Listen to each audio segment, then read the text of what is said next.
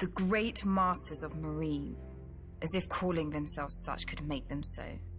Thousands of years ago, during the height of the Giscari Empire, Meereen was second only to Old Guise in wealth and glory.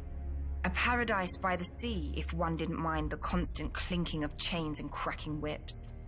Slaves built Meereen, and on their backs the city rested like a litter. Then came the dragons of Valyria. The masters of Old Guise would not bow, so they burned.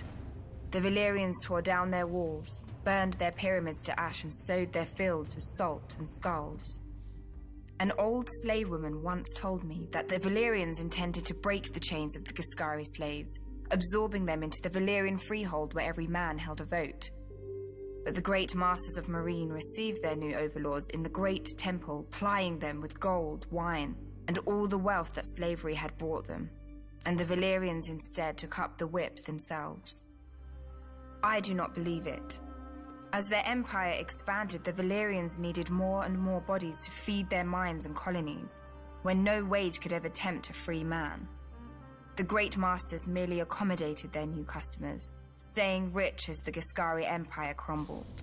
After the doom fell on Valyria, the great masters worried for their fortunes. By this time, the Valyrians were their greatest providers and purchasers of slaves.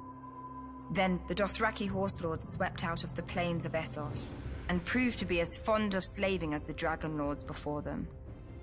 The great masters grew richer still. For the first time in its history, the great masters alone ruled Meereen, and chaos ruled the rest of the world. The fighting pits swallowed men who in previous centuries would have filled the ranks of the Valyrian armies. Without these soldiers to maintain order, the wealthy had to buy their own, which the good masters of Astapor were more than willing to sell. If the buyer's nerves still needed calming, the wise masters of Yunkai could sell him further release. The great masters, the good masters, the wise masters, yet none was so great, good, or wise that they recognized our queen for what she was. Her ancestors had destroyed them, then become them. Perhaps they assumed she would bend as easily. But our queen does not bend.